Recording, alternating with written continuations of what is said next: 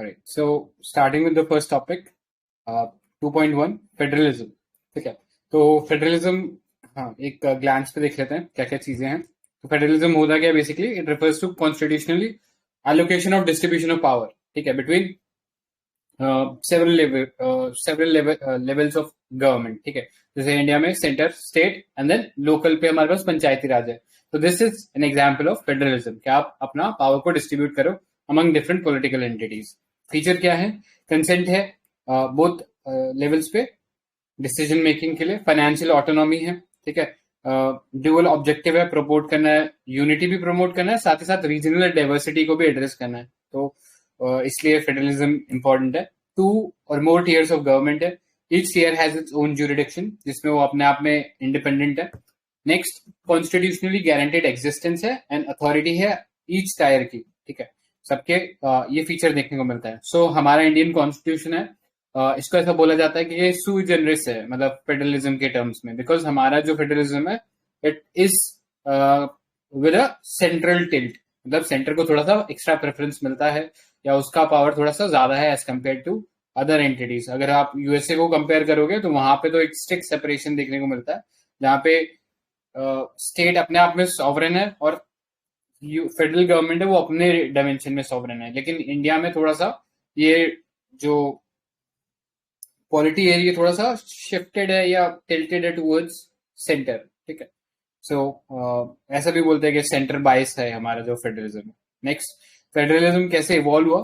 तो हिस्टोरिकली अगर हम देखें तो इसका एग्जिस्टेंस हमें 1935 का जो गवर्नमेंट ऑफ इंडिया एक्ट है उसके अंदर देखने को मिलता है. ठीक है, सो वहां से ये कॉन्सेप्ट आता है एंड वहीं से हम लोग इसको अडॉप्ट करते हैं.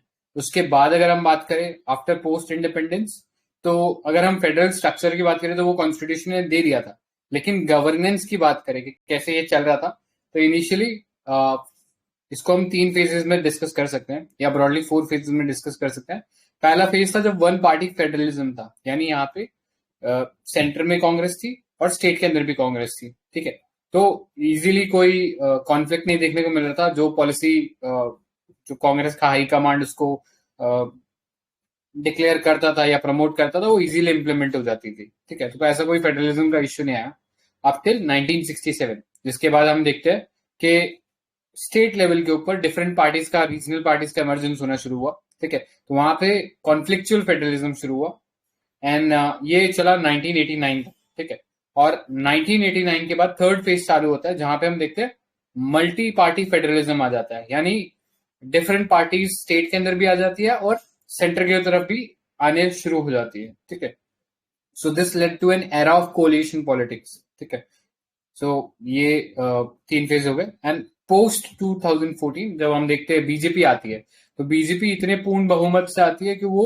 एक अगेन जैसे कांग्रेस के अंदर हम वन पार्टी डोमिनेंट सिस्टम देख रहे थे वैसा ही अगेन सिस्टम आ जाता है. ठीक है, so this again leads to return of dominant party federalism. ठीक है, नेक्स्ट, ट्रेंड्स क्या है विच शोकेस कि हमारा फेडरलिज्म अभी भी वीक है. तो पहला, सेंट्रलाइजिंग टेंडेंसी है, जिसकी वजह से बहुत सारे ऑल्टरकेशंस हो जाते हैं यूनियन स्टेट के बीच में. जैसा इन्वेस्टिगेटिव एजेंसीज को लेकर देख लो आप, सीबीआई देख लो, नारकोटिक्स ब्यूरो देख लो, एनसीबी देख लो. ठीक है, सो इनके टर्म्स में देखने को मिलता है.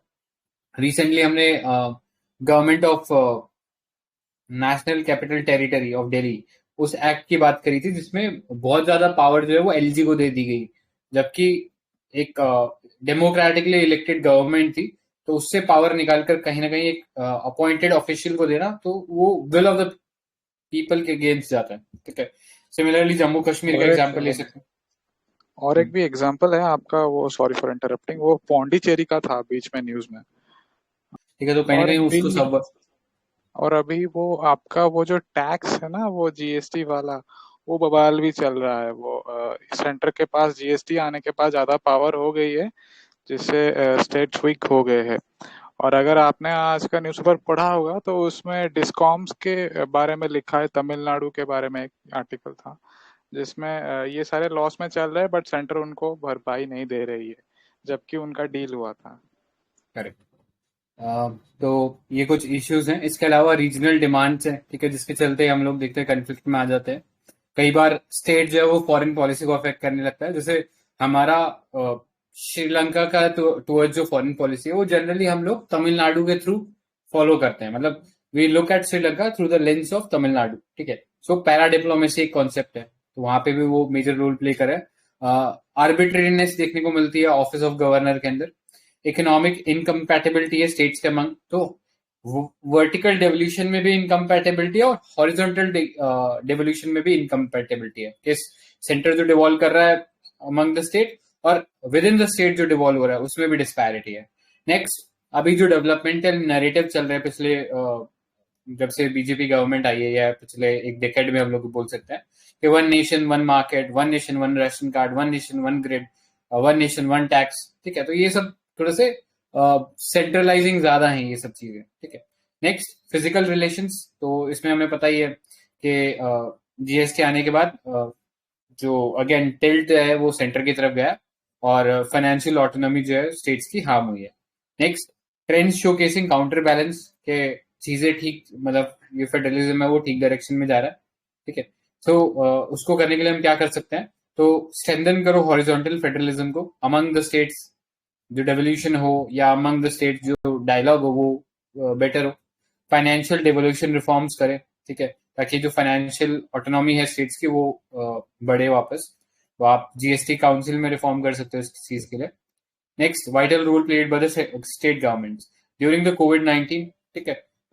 स्टेट्स का जो रोल था वो खासा इंपॉर्टेंस रहा था इन मिटिगेशन ऑफ कोविड-19, जिससे पता लगता है कि स्टेट गवर्नमेंट का इंपॉर्टेंस कितना है, तो उसको और पावर्स देने की जरूरत है।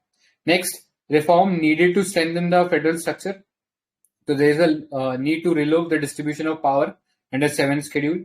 Effective utilization of federal institution like NITI Aayog, interstate council, zonal councils, इनका कर सकते हैं। अभी रिसेंटली तमिलनाडु के जो चीफ मिनिस्टर थे उन्होंने बोला था कि हम जो चीफ मिनिस्टर काउंसिल होती है, कॉन्फ्रेंस होती है, उसका भी यूज कर सकते हैं इंटरस्टेट डिस्प्यूट को रिजोल्व करने में, ठीक है। स्ट्रेंथन करो गवर्नर का इंस्टीट्यूशन या रिफॉर्म करो on the lines of Sarkaria and Punchhi commission recommendation. Provision for higher devolution of state and local government कर सकते हैं हम लोग, ठीक है। Next, gradually move away from one size fit all approach towards flexible model of federalism. तो इस type के कीवर्ड से आप लोग कंक्लूड कर सकते हो, ठीक है। सो ये था फेडरलिज्म एट ग्लांस। किसी को इसमें कुछ और ऐड करना है क्या? ठीक है, नेक्स्ट टॉपिक पे चलते हैं। One nation one language. So अभी recently union minister has urged to use Hindi as lingua franca. Lingua franca का मतलब एक लिंक लैंग्वेज की तरह यूज कर सकते हो या एक प्रोमिनेंट लैंग्वेज की तरह यूज कर सकते हो रादर देन इंग्लिश, ठीक है, specially in the interstate communication, ठीक है। सो माइंड यू, ऐसा नहीं बोला कि इसको नेशनल लैंग्वेज बना दो, यही बोला कि इसको यूज के लिए इसको हम कर सकते हैं, ठीक है। So there is a difference between national language and being used as a lingua franca, ठीक है। सो हिंदी का अगर हम ओरिजिन बात करें, कैसे ओरिजिन हुआ है, तो it belongs to the Indo Aryan branch of Indo European family of language और it is said to be descendant of Sanskrit, ठीक है। संस्कृत से डिसेंडेंट हुआ है और इसके अंदर पहला जो संस्कृत के अंदर हम लिटरेचर देखते हैं वो पृथ्वीराज चौहान का, मतलब पृथ्वीराज चौहान के ऊपर जो चंद्र बरदाई ने लिखा था, पृथ्वीराज रासो, वो पहला लिटरेचर मिलता है हिंदी का, ठीक है। सो दिस एक एडिशनल फैक्ट है। नेक्स्ट, 1949 में जो कॉन्स्टिट्यूशनल असेंबली ने अडॉप्ट किया था हिंदी एज ऑफिशियल लैंग्वेज, ठीक है, official language of union of India. Mind you, national language नहीं बोला था, ऑफिशियल लैंग्वेज बोला था, ठीक है। हिंदी इन देवनागरी स्क्रिप्ट, ये चीज लिखी गई थी, ठीक है। एंड बाद में 1963 का एक एक्ट लाके ऑफिशियल लैंग्वेज एक्ट को इसको परमानेंट कर दिया गया था, ठीक है। पहले ऐसा बोला गया था कि हम 10 साल के लिए रखेंगे इस चीज को, लेकिन बाद में इसको एक्सटेंड कर दिया गया था and Hindi along with English to be used as official language of communication, ठीक है। एट प्रेजेंट हमारे पास 8 शेड्यूल के अंदर 22 लैंग्वेजेस हैं जो हम ऑफिशियल लैंग्वेज की तरह रिकॉग्नाइज करते हैं, ठीक है। मतलब यूनियन के लिए यूज के लिए तो हिंदी और इंग्लिश ही है, बाकी हमारे पास 22 लैंग्वेजेस हैं अंडर 8 शेड्यूल, ठीक है। आगे चलने से पहले कुछ डेमोग्राफिक के टर्म्स में देख लेते हैं कि हिंदी का यूज क्या है। तो 2011 का जो सेंसस हुआ था उसमें it was said that Hindi was the most widely spoken language however अगर उसका इन टर्म्स ऑफ यूसेज देखें अमंग द पॉपुलेशन तो केवल 43% ही है, यानी अभी 50% भी लोग हिंदी को एज अ मीडियम जो है वो नहीं यूज कर रहे हैं, ठीक है। नेक्स्ट इसके बाद बंगाली और मराठी का नंबर आता है, and across the world it's the third largest spoken language in the world, ठीक है। So Hindi was adopted by Indian leaders as a symbol of national unity. तो इनफैक्ट गांधी जी ने भी यही बोला था कि Hindi could be the language of unity, ठीक है। तो उन्होंने भी यही चीज बोला था कि लिंग्वा फ्रैंका हम बनाए। देन ये एक रिपोर्ट एक प्लेटफॉर्म बनाया है, United district information system for education plus, UDISE plus. पहले यूडाइस था, अब यूडाइस प्लस आया। तो हमारा जो पूरा एजुकेशन सिस्टम है उसके ऊपर एक होलिस्टिक प्लेटफॉर्म बनाया गवर्नमेंट ने, ठीक है। सारा इन्फॉर्मेशन आपको एजुकेशन से रिलेटेड, मतलब स्कूलिंग एजुकेशन से रिलेटेड आपको यहाँ पे मिल जाएगा, ठीक है। तो इसमें ये बोला गया था 42% of education in the country, मतलब 42% of the children are studying in Hindi language followed by English and Bengali. So this was some demographic detail with respect to Hindi. Now अब डिबेट अगर हम बात करें, ठीक है। सो ये डिबेट जो है इसको हम समझ सकते हैं in relation between language and identity, ठीक है। पॉलिटिक्स में लैंग्वेज को भी एक आइडेंटिटी की तरह माना जाता है, ठीक है। इसके ऊपर भी मोबिलाइजेशन करते हैं लोगों का हम लोग। देन लैंग्वेज एंड नेशनलिज्म, ठीक है। तो हम देखते हैं कि हमारा फ्रीडम स्ट्रगल था, उसमें जैसे हमने देखा गांधी जी ने भी ये चीज बोली थी। तो इनफैक्ट ये प्रमोट किया गया था कि हिंदी को हमारे नेशनलिज्म से रिलेट करके ही देखा जाता है, ठीक है। तो चाहे फिर फ्लैग हो, लिटरेचर हो, ये सब उस चीज में कंपास हो जाता है। सिमिलरली हम लोग देखते हैं अक्रॉस द वर्ल्ड भी आप एग्जाम्पल देख सकते हो, जैसे जर्मन यूनिफिकेशन की हम लोग बात करते हैं, ठीक है। तो वो जर्मन यूनिफिकेशन क्यों हुआ? क्योंकि वो जो पहले 39 स्टेट्स थे जो कि कॉन्फेडरेसी थी या फिर डिफरेंट एंटिटीज थे, जैसे पर्शिया हो गया, बवेरिया हो गया, ये सब डिफरेंट एंटिटीज थे, छोटे छोटे सिटी स्टेट्स बोल लो या फिर। तो ये सब यूनाइट कैसे हुआ? क्योंकि ये लोग मानते थे कि हाँ ये जर्मन हम लोग लैंग्वेज बोलते हैं और हम वही उसी लैंग्वेज से उनका कल्चर डिफाइन होता है या एक रेस डिफाइन होती है, जर्मन एथनिसिटी, ठीक है। सो उसी लैंग्वेज को इस्तेमाल करके यूनिफिकेशन हुआ कंट्रीज का। तो उसी तरीके से लैंग्वेज एक इंपॉर्टेंट रोल प्ले करता है यूनिफिकेशन में, ठीक है। नाउ डिस्कस करते हैं argument in favour and in against, ठीक है। सो पहला अगर हम फेवर में बात करें तो ब्रदरहुड स्पिरिट को लेके आता है, ठीक है। एक कनेक्ट एस्टैब्लिश करता है among north to south India, ठीक है। सो एक ब्रदरहुड स्पिरिट एस्टैब्लिश करेगा। एडमिनिस्ट्रेटिव एफिशिएंसी होगी, ऑल अक्रॉस द कंट्री एक ही लैंग्वेज आप यूज कर रहे हो कम्युनिकेशन के लिए, तो एडमिनिस्ट्रेशन इंप्रूव होगा। एनहांस करेगा सर्विस डिलीवरी, ठीक है। कई बार हेल्थ केयर लोगों को या हेल्थ केयर रिपोर्ट्स में अगर वो डिफरेंट लैंग्वेज में लिखा रहता है तो इंटरप्रेट करने में दिक्कत होती है, लेकिन अगर एक कॉमन लैंग्वेज रहेगी तो ये इंटरप्रिटेशन ईजी हो जाएगा, ठीक है। तो इसी तरीके से बाकी गवर्नमेंट सर्विसेज भी वो इजीली डिलीवर हो पाएंगी। Next, saves money and time. तो अभी क्या होता है, लेट्स से अगर किसी ने हिंदी में लिखा है तो फिर उसको इंग्लिश में ट्रांसलेट करना पड़ता है और फिर कम्युनिकेशन को भेजना पड़ता है। तो this would save time and money. Next, promote करेगा कॉपरेशन को, ठीक है। चाहे इकोनॉमिक इंटीग्रेशन बोलो, कल्चरल इंटीग्रेशन बोलो या सोशल इंटीग्रेशन बोलो, सब टाइप का इसके थ्रू हो पाएगा। हाउएवर इश्यू अगेंस्ट क्या है? तो पहला डाइवर्सिटी के खिलाफ है। इंडिया बना ही इस प्रिंसिपल पे है कि there is unity in diversity, ठीक है। तो इस कोर प्रिंसिपल के खिलाफ जाएगा अगर हम ऐसा कुछ होमोजेनाइजेशन का कोशिश करते हैं। नेक्स्ट, फेडरल इश्यूज है, ठीक है। So Hindi as a language अगर हम बात करें तो अभी जैसे हमने ऊपर देखा कि only 43% of the people speak Hindi as their mother tongue, ठीक है। तो मदर टंग भी नहीं था ये, शायद ओवरऑल लैंग्वेज की बात थी, नहीं सॉरी मदर टंग ही था वो, ठीक है। याद रखना वो 42% मदर टंग के लिए। So half of the country Hindi नहीं यूज करती, तो उनके ऊपर हिंदी इम्पोज करना would be against the federal principles, ठीक है। नेक्स्ट, प्लूरलिस्टिक सोसाइटी, वही पॉइंट हमने डिस्कस किया कि इंडिया का इतना एक लॉन्ग हिस्ट्री है, ठीक है। संगम लिटरेचर का अपना हिस्ट्री है, संस्कृत का अपना है, नॉर्थ ईस्टर्न का अपना एक हेरिटेज है। तो उस प्लूरलिस्टिक सोसाइटी के ऊपर एक अटैक हो सकता है। नेक्स्ट, सेक्शनेस टेंडेंसी को बढ़ा सकता है, ठीक है। जब आप कल्चरल होमोजेनाइजेशन करते हो, ठीक है, तो उसके अगेंस्ट कई लोग या रीजनल स्टेट्स के अंदर हम देख सकते हैं कि मोबिलाइजेशन हो सकता है अगेंस्ट सच डिसीजन, ठीक है। सो जैसे एग्जाम्पल हिस्ट्री में मिलता है कि उर्दू जब उर्दू का इम्पोजिशन करने की कोशिश की गई थी ऑन ईस्ट पाकिस्तान, जो कि प्रोमिनेंटली बंगाली स्पीकिंग था, तब हम देखते हैं कि उसके अगेंस्ट रिवोल्ट शुरू हो गया था बंगाल ईस्ट पाकिस्तान के अंदर. नेक्स्ट, इकोनॉमिक इम्पैक्ट हो सकता है. One language will be economically disasters at as it will slow down migration, reduce capital flow, etc. And then threat to minority languages. Recently एक एग्जाम्पल ये था कि अंडमान के अंदर ये एक स्पीकर थे बोआ लैंग्वेज के. सो वो लास्ट स्पीकर उनकी डेथ हो गई थी, तो वो बोआ लैंग्वेज एक्सटिंक्ट हो गई थी.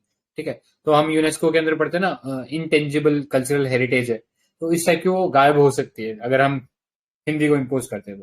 तो अब वे फॉरवर्ड क्या है, तो हमारी एनईपी के अंदर भी और पहले भी कई बार हमने देखा है कि 3 लैंग्वेज फॉर्मूला का जिक्र किया गया था.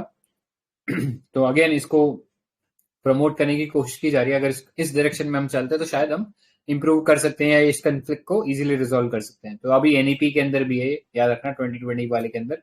सो इसके अंदर ये चीज बोला गया था, 3 लैंग्वेज लो, हिंदी, इंग्लिश और कोई भी रीजनल लैंग्वेज. ठीक है, रेस्पेक्ट करो डाइवर्सिटी को.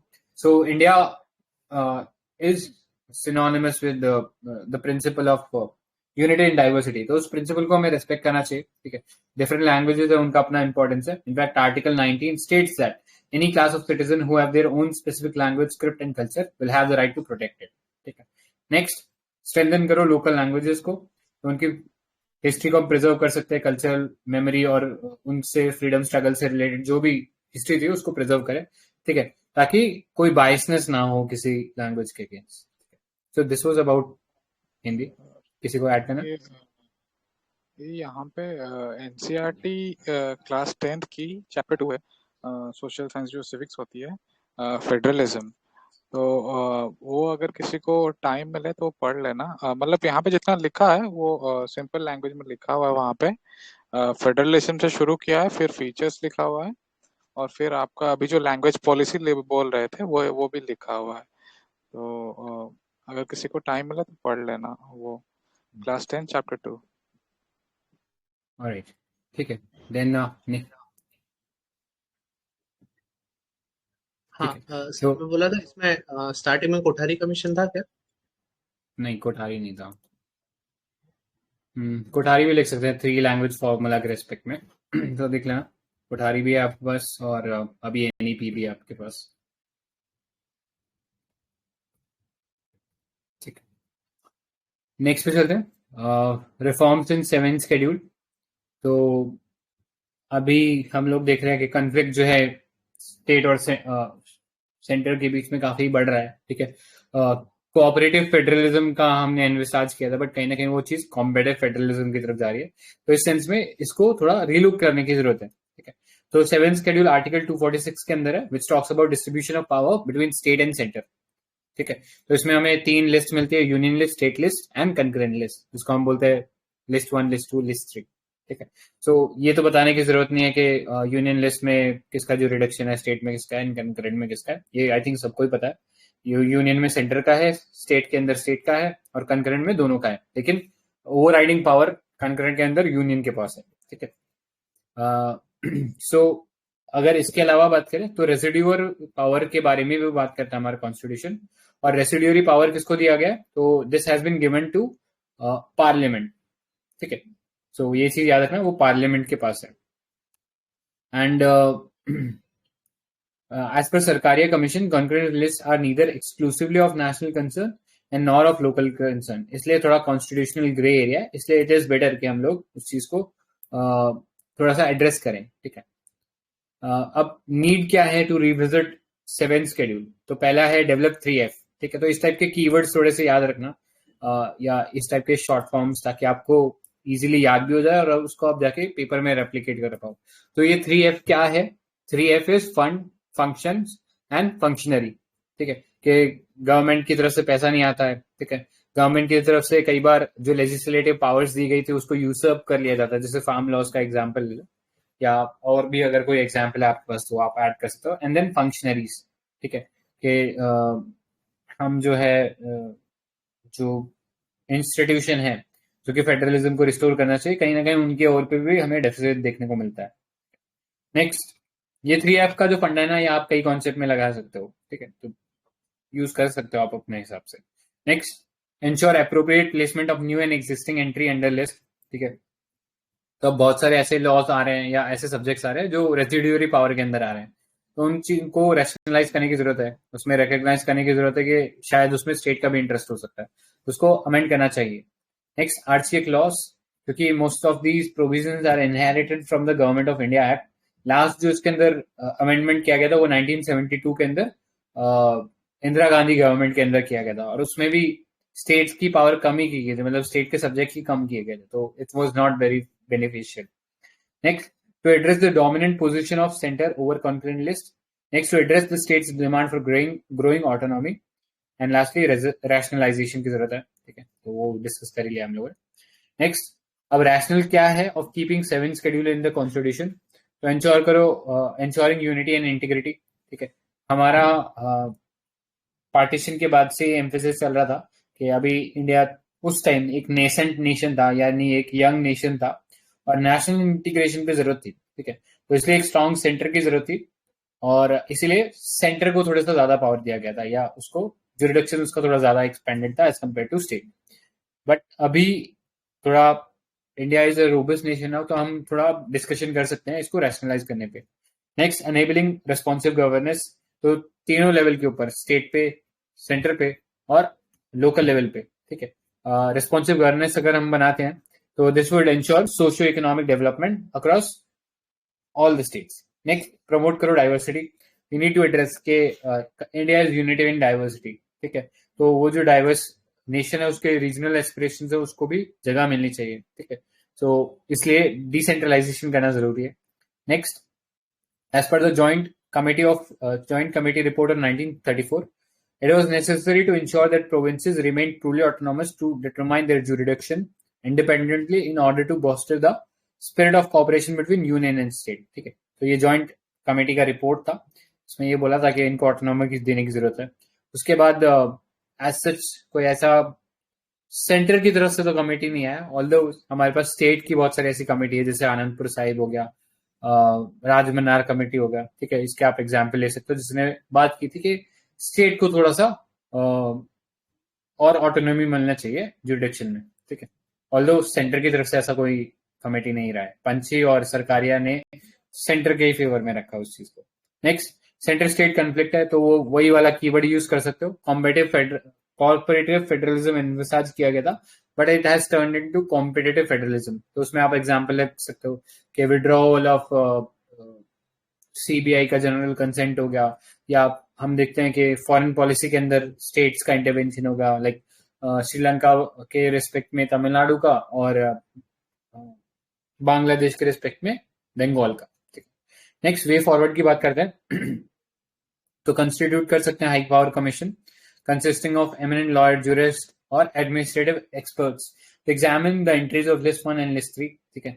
नेक्स्ट, इंस्टीट्यूशनल फ्रेमवर्क उसको स्ट्रॉन्ग कर सकते हैं ताकि जो इश्यूज है वो रिजॉल्व हो सके, तो यहाँ पे आप जोनल काउंसिल, इंटरस्टेट काउंसिल, इनके बारे में बात कर सकते हो। नेक्स्ट, सरकारिया कमीशन की जो रिकमेंडेशन थी कि residuary powers be transferred from union to concurrent list, ठीक है, अभी जैसे हमने डिस्कस किया पूरा का पूरा पार्लियामेंट का जुरिडिक्शन है उसके ऊपर, तो उसको रैशनलाइज करो और कंकरेंट के अंदर लेके आओ, ठीक है। नेक्स्ट, कंकरेंट लिस्ट में हम लोग ये चीज कर सकते हैं, अगेन सरकारिया कमीशन का ही रिकमेंडेशन था, अगर कंकरेंट लिस्ट में कोई सब्जेक्ट के ऊपर लॉ बना रहा है सेंटर, तो they should consult with state first और उसके बाद बनाना चाहिए। नेक्स्ट, पीरियोडिक रिव्यू होता रहना चाहिए, ठीक है, अभी पंची कमीशन को रिपोर्ट आए हुए को भी ऑलमोस्ट एक डेकेड से ऊपर हो चुका है, तो अब शायद रिफॉर्म की जरूरत है, ठीक है। और हम ये भी बोल सकते हैं कि जो सोशियो इकोनॉमिक पैराडाइम है वो भी बहुत तेजी से चेंज हो रहा है, ठीक है, सोशियो इकोनॉमिक एंड पॉलिटिकल जो पैराडाइम है वो बहुत तेजी से चेंज हो रहा है, नए नए चीजें निकल के आ रहे हैं, जैसे क्रिप्टो करेंसी, तो ऐसा आप और एग्जाम्पल दे सकते हो, आईटी का एग्जाम्पल दे सकते हो, ठीक है, तो डिजास्टर मैनेजमेंट का एग्जाम्पल दे सकते हो, और कह सकते हो कि हाँ अब रैशनलाइज करने की जरूरत है to accommodate the changing demand of society. Lastly, transfer of entries, as per Punchhi commission center should transfer those subject to concurrent lists which are necessary for ensuring uniformity in issue of national polity, ठीक है। So this was about the 7th schedule. So किसी को इसमें कुछ add करना है क्या? हाँ मतलब बस एक ही चीज टर्म जनरली यूज करते हैं जब सेवन शेड्यूल की बात करते हैं, कॉन्स्टिट्यूशन कॉप वेब। अच्छा। हाँ, सो वही है सेंस कि देयर आर एंट्रीज जिसको हटाना है, एंट्रीज है जिसके ऊपर दोनों ही स्टेट और सेंटर लड़ रहे हैं, राइट। और उसके अलावा एक इम्पोर्टेंट, क्योंकि मेंस है तो एंट्री 97 ऑफ यूनियन लिस्ट, किसी को आइडिया क्या है वो? नहीं बता दिया। हाँ, रेसिड्यूरी पावर्स। अच्छा। सो इन शॉर्ट, हाँ। So entry 97 part one, sorry list one या यूनियन लिस्ट जैसे लिखना आपको। तो ये है कि एक जो सेवन शेड्यूल से रिलेटेड है कि इसको भी हटाना चाहिए, राइट। और एक और की टर्म है that is rule of repugnancy. Repugnant होता है ना स्मेल, सो वैसे टर्म्स में rule of repugnancy which basically says कि अगर सेंटर और स्टेट किसी चीज को लेके लड़ रहे, सो वी नो एक कॉन्करेंट लिस्ट में किसकी लॉ प्रेफर होती है, राइट। सो वो जो पर्टिकुलर फिनोमेना है जिसमें हम सेंटर को प्रेफर करते हैं that is repugnancy law, rule of रिपंजेंसी।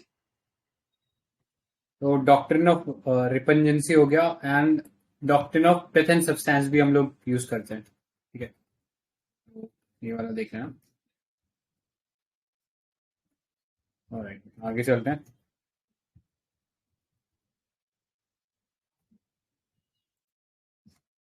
Next, governor state relation, ठीक है। अगेन एक बहुत ही हॉट टॉपिक है। तो कॉजेज क्या है फ्रिक्शन के? तो लकूना in the appointment of removal process, ठीक है। क्योंकि हम लोगों ने जो गवर्नर का ऑफिस है, ये कनाडा का हम लोग सिस्टम जो है फॉलो करते हैं, या फिर हम लोग ये बोलते हैं कि he is basically an agent of union government, ठीक है। तो ऑल्दो कॉन्स्टिट्यूशनल पोस्ट है, लेकिन हम इसमें देखते हैं कि he is ultimately an agent of governor, और वो प्रेसिडेंट के प्लेजर के ऊपर डिपेंड करता है, तो एक फिक्स टेन्योर भी नहीं है, ठीक है। सो दस उनके पास अपना कोई इंडिपेंडेंट अथॉरिटी नहीं है, ठीक है। He is constantly dependent on centre, ठीक है। नेक्स्ट, टेन्योर की बात करते हैं। कोई सिक्योरिटी ऑफ टेन्योर एसेट्स नहीं है, ऑल्दो टेन्योर टाइम पीरियड दिया हुआ है 5 years का, but he is at the pleasure of president, ठीक है। नेक्स्ट, कोई इम्पीच करने की पावर नहीं दी गई है, ठीक है। जैसे हम प्रेसिडेंट को इम्पीच करने की पावर है, लेकिन वैसा गवर्नर को इम्पीच करने की पावर नहीं है, ठीक है। नेक्स्ट, कोई टाइम लिमिट नहीं है कि कब वो स्टेट के बिल को असेंड करेंगे, ठीक है। जब मर्जी चाहेंगे तब वो असेंड कर सकते हैं, और वो मतलब ये भी डिस्क्रिप्शन दिया हुआ है कि वो किसी भी बिल को प्रेसिडेंट के असेंट के लिए विदहोल्ड कर सकते हैं, ठीक है। तो उसके ऊपर भी कोई क्लियर कोडिफिकेशन नहीं है या क्लैरिफिकेशन नहीं है कि किसको प्रेसिडेंट के असेंट के लिए होल्ड कर सकते हैं। नेक्स्ट, लेजिटिमेसी का इश्यू है। Since governor is not an elected personal, ठीक है। सो वो अगर किसी बिल को विदहोल्ड कर रहे हैं जो कि स्टेट लेजिस्लेटिव असेंबली ने पास किया, तो is ultimately undoing the will of the people, ठीक है, which goes against the ideas of popular sovereignty, ठीक है। तो वो एक इश्यू है लेजिटिमेसी का। Lack of guidelines to exercise power, ठीक है। कई बार हम देखते हैं कि गवर्नर के ऊपर कोई एज गाइडलाइंस नहीं है, मतलब डिस्क्रिशन उनका बहुत वाइड है बहुत सारे टॉपिक्स पे। जैसे अपॉइंट करना है किसको सीएम, कब असेंबली को डिसॉल्व करना है, तो इसमें आप एग्जाम्पल ले सकते हो जम्मू कश्मीर का, कि जब ऐसा लग रहा था कि हाँ एक नई गवर्नमेंट बन सकती है, तो तुरंत ही उधर के जो गवर्नर है उन्होंने डिसॉल्व कर दिया था, ठीक है। Next, lack of mechanism to resolve differences. तो ऐसा कोई कॉन्स्टिट्यूशनल मैंडेट नहीं है या कोई कॉन्स्टिट्यूशनल मैकेनिज्म नहीं है स्टेट गवर्नमेंट और गवर्नर के बीच में, जहाँ पे वो आके अपने इश्यूज को रिजॉल्व कर सकें, ठीक है। तो ये कुछ इश्यूज हैं जो कि बार बार उठते रहते हैं, ठीक है। तो केसेस देख लेना, बहुत सारे हैं, आई थिंक बताने की जरूरत नहीं है उसको कौन से केसेस है। नेक्स्ट, रिकमेंडेशन देख लेते हैं इसको रिजॉल्व करने के लिए। सरकारिया कमीशन ने ये चीज बोला था कि जब भी सेंटर जो है वो अपॉइंट कर रहा है किसी को गवर्नर, तो they should hold consultation with chief minister, ठीक है, इन अपॉइंटमेंट ऑफ गवर्नर। तो ये बस रिकमेंडेशन ही रह गया, अभी प्रैक्टिस में होता नहीं है। ये भी चीज बोला गया था कि गवर्नर का जो टेन्योर है वो 5 साल का रहना चाहिए, and they should not be disturb unless and until कोई बहुत ही कंपेलिंग रीजन हो।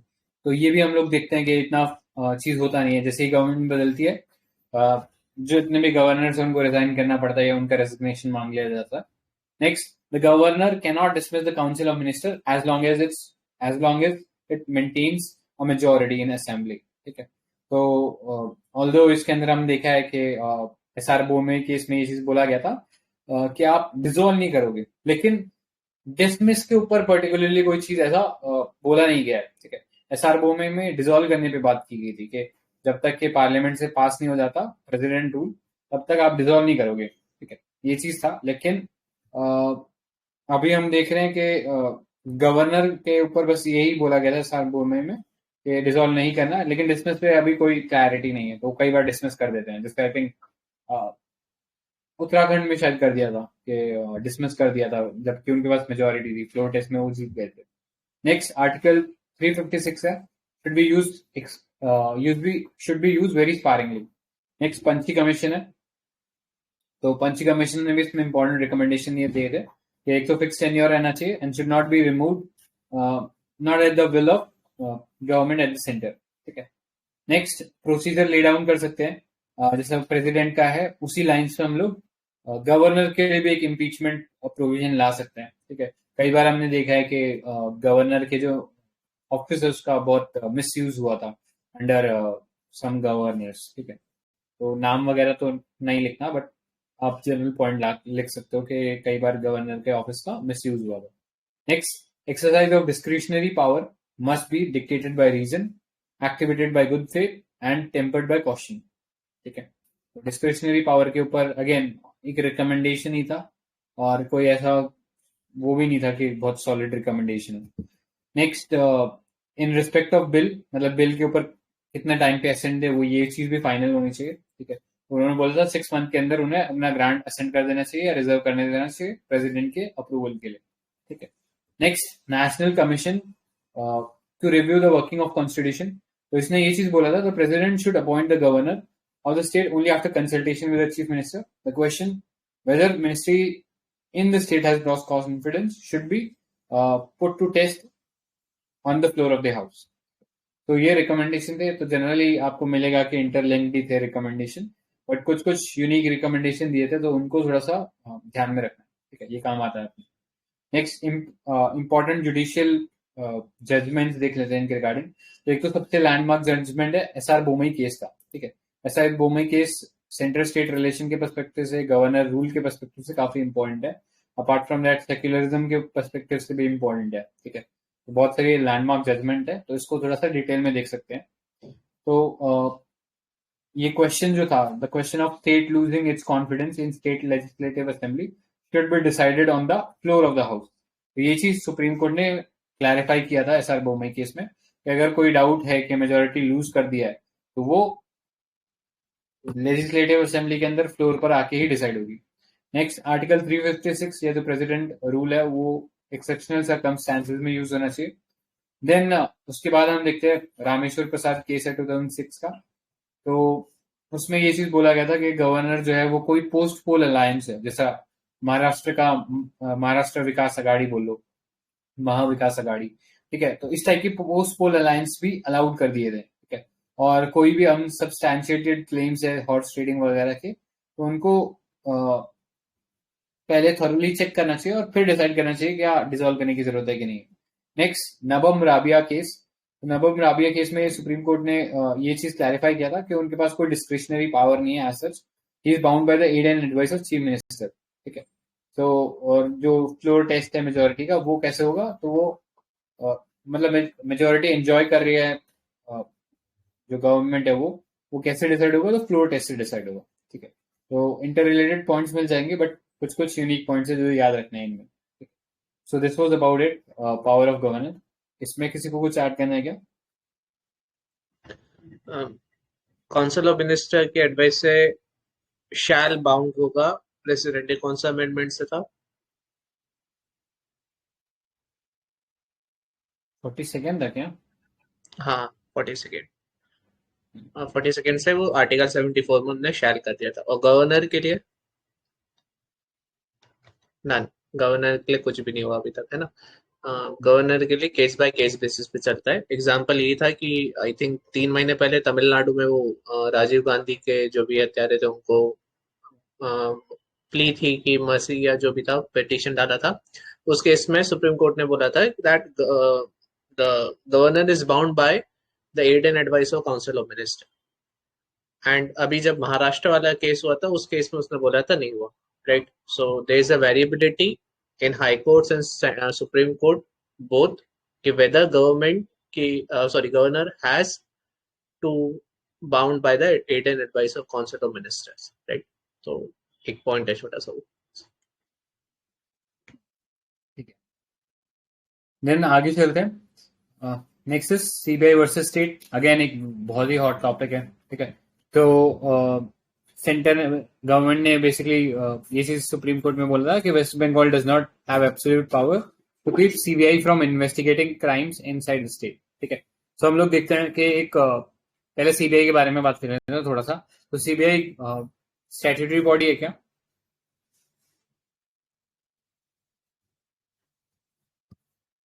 एनीवन? ठीक है, तो ये याद रखना एग्जीक्यूटिव बॉडी है, it's not a statutory body, लेकिन it draws power from an act, ठीक है। तो वो Delhi special police establishment act जो है 1946, करेक्ट। तो वो 1946 का जो है उससे पावर ड्रॉ करता है, ठीक है। तो ये वाला चीज याद रखना। तो एग्जीक्यूटिव ही है अभी तक, ठीक है। सो बेसिकली एक सेंट्रल प्रीमियर इन्वेस्टिगेटिव एजेंसी है। ऑल्दो हम देखते हैं जो पावर ऑफ द पुलिस है वो एक्चुअली स्टेट का सब्जेक्ट होता है, लॉ एंड ऑर्डर, और जो पुलिस का जो सब्जेक्ट है वो स्टेट का सब्जेक्ट है, ठीक है। तो वहां पे हम कहीं ना कहीं देखते हैं कि इसका जुरिडिक्शन जो है वो या सेंटर की इस एजेंसी का कंफ्लिक्ट में आता है विद रेस्पेक्ट टू स्टेट, ठीक है। तो कैसे ये केसेस को इन्वेस्टिगेट करता है? तो बेसिकली एक जनरल कंसेंट इसको लेनी पड़ती है, मतलब केस बाय केस बेसिस पे भी कंसेंट ले सकता है स्टेट गवर्नमेंट से before investigating any case in their territory. तो उसके लिए पहले कंसेंट लेता है, या कई बार स्टेट जो है जनरल कंसेंट दे देते हैं कि आप बिना कोई परमिशन के आके कंसल्टेशन मतलब इन्वेस्टिगेशन कर सकते हो, ठीक है। सो जनरल कंसेंट बहुत सारे स्टेट ने, स्पेशली दोज जो कि जहाँ पे सेम पार्टी नहीं है as that of the centre, ठीक है। तो कोई भी स्टेट सेंटर की जो एंटी पार्टी होती है वो जनरली सबने जनरल कंसेंट जो विड्रॉ कर लिया है, ठीक है। तो अब जब भी सीबीआई को कोई केस इन्वेस्टिगेट करना होता है उनको पहले परमिशन लेनी पड़ती है। तो दिस इज एन एग्जाम्पल कि जहाँ पे फेडरलिज्म जो है वो कंफ्लिक्ट में आ रहा है, ठीक है। नेक्स्ट एस्पेक्ट क्या है इस टसल से? तो जैसा पुलिस हमने देखा, पुलिस स्टेट सब्जेक्ट है, तो वो कहीं ना कहीं टसल खा रहा है इस एक्ट के, इस सीबीआई और स्टेट पुलिस के अंदर, ठीक है। नेक्स्ट जनरल कंसेंट वाला जो प्रोविजन है उसमें हमने देखा कि मैंडेटरीली अपॉइंट लेना पड़ता है। हाउएवर एक ऐसा केस भी है जहां पे सीबीआई को ये कंसेंट लेना जरूरी नहीं है, ठीक है। तो वो कौन सा केस है? अगर उसको सुप्रीम कोर्ट अलाउ करता है कि आप इन्वेस्टिगेशन करो, तो वहां पे सीबीआई को कोई परमिशन लेने की जरूरत नहीं है स्टेट की, वहां पे वो अलाउ कर सकता है, ठीक है। सो आई थिंक अभी ये रोज वैली केस जो चल रहा था इन वेस्ट बंगाल, तो वहां पर सुप्रीम कोर्ट का जो सुप्रीम कोर्ट ने ये चीज डायरेक्ट किया था कि CBI should investigate in that case, वहां पे कोई जरूरत नहीं पड़ी थी सीबीआई को कंसल्टेशन करने की।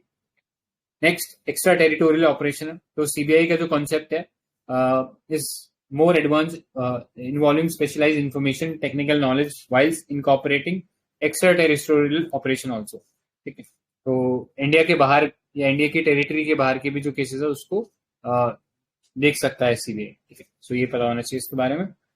नेक्स्ट इश्यूज क्या है इसके इमरजेंसी? तो पहला कंकरेंट जुरिडिक्शन है, सीबीआई और एनसीबी जैसी अथॉरिटी का भी वही सेम मैंडेट है जो कि स्टेट पुलिस वगैरह का होता है, तो उससे वो कंफ्लिक्ट में आ जाते हैं। नेक्स्ट पावर टिल्ट है सेंटर की तरफ। हम देखते हैं कि हमारा जो कॉन्स्टिट्यूशन है उसमें थोड़ा सेंट्रल बायस है, और वही सेम चीज इन अथॉरिटीज के वर्किंग में भी देखने को मिलती है, ठीक है। तो कई बार इनका जो यूज है specially in the recent time हम देख रहे हैं कि इट हैज बीन एलिज्ड कि उनका जो यूज है it is used to settle political vendetta, ठीक है। इनफैक्ट सुप्रीम कोर्ट ने तो ये तक बोला हुआ है कि it's a cage parrot, CBI is a cage parrot, ठीक है। Next complexity of article 131। तो सुप्रीम कोर्ट के जो जजमेंट है under these issues under Article 131 वो काफी कॉम्प्लेक्स रहे हैं, ठीक है, मतलब या हेट्रोजीनियस रहे हैं कि वो किसी जजमेंट में सुप्रीम कोर्ट ने कुछ बोल दिया, किसी जजमेंट में कुछ बोल दिया, ठीक है, तो एक प्रेसिडेंट अभी तक इसमें यूनिफॉर्म सेट नहीं हुआ है, तो जिसके चलते कॉम्प्लेक्सिटी अभी भी बनी हुई है. Next, no body to foster communication and conflict resolution. Although हमने देखा सरकार या कमीशन के रिकमेंडेशन पे जैसे इंटर स्टेट काउंसिल वगैरह बना, लेकिन स्टिल ये जो बॉडीज हैं ये लार्जली डिफंक्ट है, मतलब वर्क नहीं कर रही है प्रॉपरली या बहुत ही लेथार्जिकली वर्क कर रही है, ठीक है, तो वो कोई एक एवेन्यू नहीं है हमारे पास. एडिशनली जो इंस्टीट्यूशन थे which were envisaged to basically resolve the conflict, जैसा प्लानिंग कमीशन हो गया, नीति आयोग हो गया, तो ये सब सेंटर के अंडर ही आती है, तो वो कॉन्फ्लिक्ट ऑफ इंटरेस्ट भी आ जाता है. देयरफॉर उनमें एक इंडिपेंडेंट या एक ऑटोनॉमस रोल नहीं रह गया, ठीक है. Next, centralisation of power creating conflict, ठीक है. बहुत सारे एवेन्यूज हमने देखे, जैसे रिसेंटली जीएसटी एक एग्जांपल ले लो कि जहाँ पे सेंटर की तरफ ज्यादा पावर चला गया बिकॉज ऑफ जीएसटी काउंसिल में वो वेटेड वोटिंग का कॉन्सेप्ट है. Next, different political parties. When different political parties form government at center and state, often their interests don't align. ठीक है, तो ये एक जनरली इशू रहता है जब भी अलग अलग पार्टी आती है तो फिर उनके इश्यूज अलाइन नहीं करते. नेक्स्ट, वे फॉरवर्ड की बात कर रहे थे, तो पहला transparency and coordination among centre and state, ठीक है, तो हम लोग वही जो मैक्रो इकोनॉमिक जो सिनेरियो है जैसे टैक्स डेवल्यूशन हो गया उसको काफी ट्रांसपेरेंट कर दें, ठीक है, सो उससे जो कॉन्फ्लिक्ट है वो इजीली रिजॉल्व हो जाएगा, ठीक है, जब ट्रांसपेरेंसी रहेगी ऑपरेशन में. नेक्स्ट, हम इम्प्लीमेंट कर सकते हैं सरकारी और पंची कमीशन के recommendation, like office of governor should be apolitical, ठीक है, इंटरस्टेट काउंसिल का जो मैंडेट है इट शुड बी इंक्रीज्ड या empowered further beyond advice and recommendation only. Next, laying down guidelines for president veto of legislation, ठीक है, उस पर भी क्लियर कोडिफिकेशन कर सकते हैं. गवर्नर कब वेटो कर सकते हैं या विद होल्ड कर सकते हैं अपना सेट, उसको भी हम कोडिफाई कर सकते हैं, ठीक है. Next, giving physical space. तो जो हमने देखा है कि रिसेंटली कुछ समय से सेंटर क्या कर रहा है कि वो सेस और सरचार्जेस का सहारा ले रहा है, ठीक है, टू रेज फंड. तो सेस और सरचार्ज से वो डिविजिबल पूल में नहीं जाता पैसा, तो ओवरऑल ऑल्दो फाइनेंस कमीशन ने वो जो डिविजिबल पूल है उसको बढ़ा दिया है, ठीक है, बट येट जो ओवरऑल जो डिविजिबल पूल का जो साइज है उसको सेंटर जो है वो सबवर्ट कर रहा है by using cess and surcharges. Then electoral reform हम कर सकते हैं, क्रिएट कर सकते हैं एक level playing field for regional parties.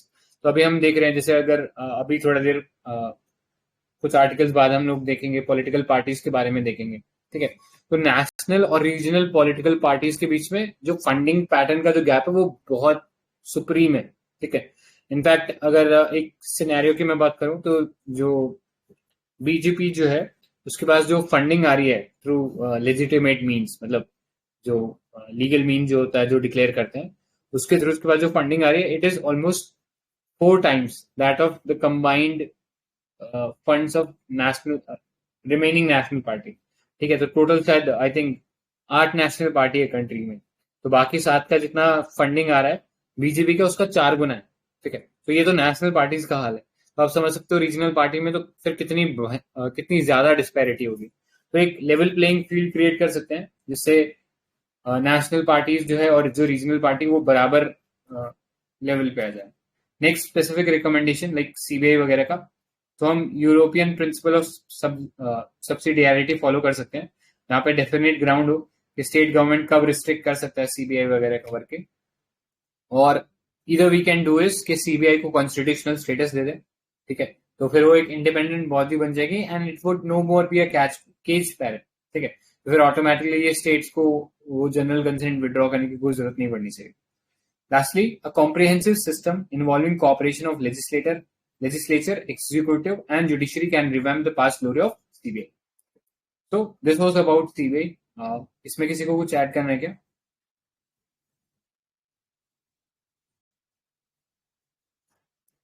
ठीक है. So next topic देखते हैं. आज का last topic of the day है इंटरस्टेट बॉर्डर डिस्प्यूट, ठीक है. सो अमंग डिफरेंट स्टेट्स हम लोग देख रहे हैं कि बहुत सारे डिस्प्यूट हो रहे हैं एंड पिछले कुछ समय में नॉर्थ ईस्ट में खासकर बहुत वायलेंट डिस्प्यूट देखने को मिली थी, ठीक है. हाउएवर अब करंट में ये चीज देख रहे हैं कि धीरे धीरे एफर्ट्स बहुत रैपिड पेस पे लिए जा रहे हैं टू रिजॉल्व दिस इशू। तो ये रिसेंटली न्यूज जो है वो भी इसी बारे में कि Assam and Meghalaya government have agreed to settle the pending interstate dispute. ठीक है, सो थोड़ा सा इंटरनल सिक्योरिटी के पर्सपेक्टिव से भी थोड़ा नॉलेज पता होना चाहिए ये नॉर्थ ईस्ट स्टेट्स का, कि कैसे कैसे डिवीजन हुआ। और क्योंकि जो सेसेशनिस्ट मूवमेंट है उनका जन्म हुआ, ठीक है, और उनको ही सब स्पेसिफाई करने के लिए गवर्नमेंट ने ये नए नए स्टेट कार्व किए थे। ठीक है, जैसे सबसे पहले नागालैंड कार्व किया, फिर मेघालय, मिजोरम एंड अरुणाचल, और ये सब निकलते गए धीरे धीरे। ठीक है, सो ये इसका जो जेनेसिस है मोस्टली हम बोल सकते हैं कॉलोनियल लेगेसी है, क्योंकि ये सब जो बाउंड्रीज है ये ब्रिटिश गवर्नमेंट ने अपनी कन्वीनियंस के हिसाब से बनाई थी। ठीक है, cutting across various cultural and social ties. ठीक है, तो उसी का रिजल्ट है कि आज भी कंफ्लिक्ट चले ही जा रहा है। सो अगर हम बात करें कि डिस्प्यूट को रिजोल्व करने के लिए क्या क्या एफर्ट लिए गए, सो स्टेट रीऑर्गेनाइजेशन कमीशन 1953 में बनाई गई थी, जिसने डिवाइड किया था union Indian territory into 4 states, 6 UTs on linguistic and other basis. ठीक है, अभी करंटली हम 28 स्टेट्स एंड 8 यूटी स्ट्रॉन्ग है। ठीक है, लेकिन this division is not without cracks and a number of border disputes. ठीक है, तो reorganization of असम जब हुआ था 1963 में, this gave rise to 4 independent border dispute, Assam का मेघालय के साथ, असम का नागालैंड के साथ, असम का मिजोरम के साथ। ठीक है, सो ये वाले डिस्प्यूट्स को आई थिंक हम ज्यादा बेटर इंटरनल सिक्योरिटी के अंदर देख पाएंगे, यहाँ पे देखने का कोई खास मतलब नहीं है, these are not important from the perspective of exam as such. ठीक है, सो बस एग्जाम्पल पता होना चाहिए कि किस किस के बीच में डिस्प्यूट है। तो असम नागालैंड, असम मिजोरम, असम अरुणाचल, तो ये थोड़ी सी वायलेंट डिस्प्यूट है, अभी रिसेंटली हुई है। इसके अलावा बहुत सारी डॉर्मेंट डिस्प्यूट है, जैसे कर्नाटका और महाराष्ट्र के बीच में है बेलगावी को लेके, बेलगाम को लेके। सो रीजन क्या है इंटरस्टेट डिस्प्यूट के? पॉलिटिकल अपॉर्चुनिटिज्म है। ठीक है, कई पॉलिटिकल लीडर्स मोबिलाइज करते हैं इन्हीं सब इश्यूज के ऊपर for furthering their vote bank politics. Next, British colonial legacy है कि उन्होंने अपने कन्वीनियंस के हिसाब से बनाए थे और उसका जो फल है हम लोग आज भुगत रहे हैं। Next, failure of constitutional mechanism. हमारे पास एग्जिस्टिंग बहुत सारे मैकेनिज्म है, लाइक जोनल काउंसिल है, वहां पे हम आके इंटरस्टेट बॉर्डर डिस्प्यूट को रिजोल्व कर सकते हैं या बायलेटरली रिजोल्व कर सकते हैं, बट नहीं कर पा रहे हैं, वो फेलियर है उन कॉन्स्टिट्यूशनल मैकेनिज्म का। Next, disappointment of zonal council setup under reorganisation act of 1956। Next, complexity of terrain है, तो ज्योग्राफी जो है वो भी बहुत ज्यादा कॉम्प्लेक्स है, जिसके चलते हम देखते हैं कि इश्यूज क्रिएट होते हैं। नेक्स्ट, थ्रेट परसेप्शन है of among the indigenous people, कि बाहर से लोग आएंगे तो फिर डेमोग्राफिक चेंज होगा और फिर उनका जो प्रोसिक्यूशन हो सकता है। ठीक है, तो ये चीज याद रखना। नेक्स्ट चलते हैं, इसके अलावा कुछ डॉर्मेंट और भी हैं, तो वो देख सकते हो। हिमाचल हरियाणा, सॉरी, उड़ीसा वेस्ट बंगाल के बीच में है, पंजाब हरियाणा के बीच में है, कर्नाटका केरला, गुजरात एंड राजस्थान। ठीक है, तो ऐसा सारा याद रखने की जरूरत नहीं है, बस कुछ एक प्रोमिनेंट एग्जाम्पल देख सकते हो, जैसे कर्नाटका केरला कसारगोड के ऊपर है, या बेलगाम और कर्नाटका देख सकते हो, सॉरी, महाराष्ट्र एंड कर्नाटका देख सकते हो ऑन बेलगाम इशू। सो ये कुछ इश्यूज है जो पता होने चाहिए हम लोगों को। आगे चलते हैं, कॉन्सिक्वेंसेज क्या होते हैं इंटरस्टेट डिस्प्यूट के। तो पहला सोशल, इसको हम 3 डिमेंशन में देख सकते हैं, social, economic, political.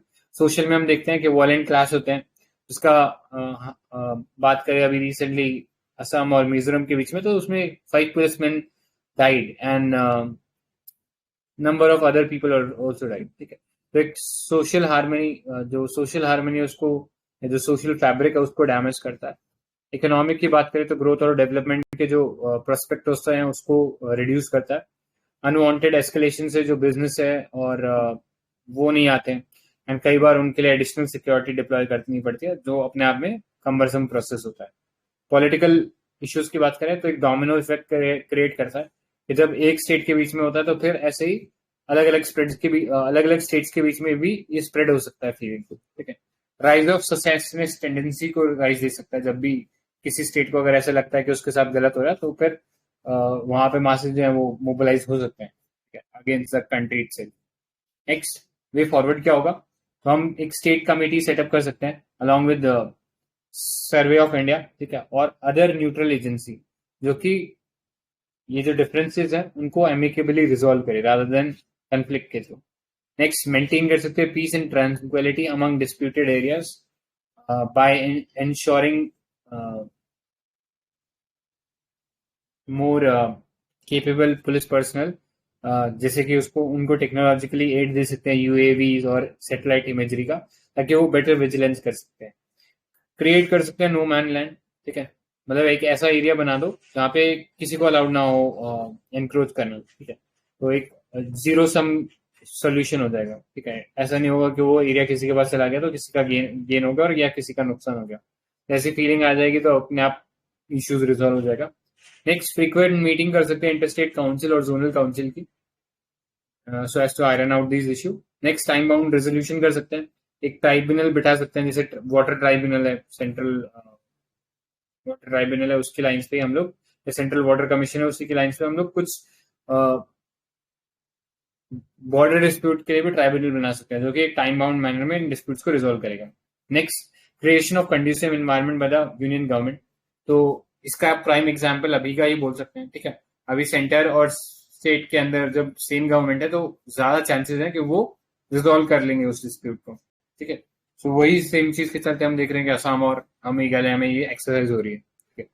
Next, political efforts की बात करते हैं। सो though an ad hoc measure, but national parties could use their party machinery to reach a political understanding, ठीक है।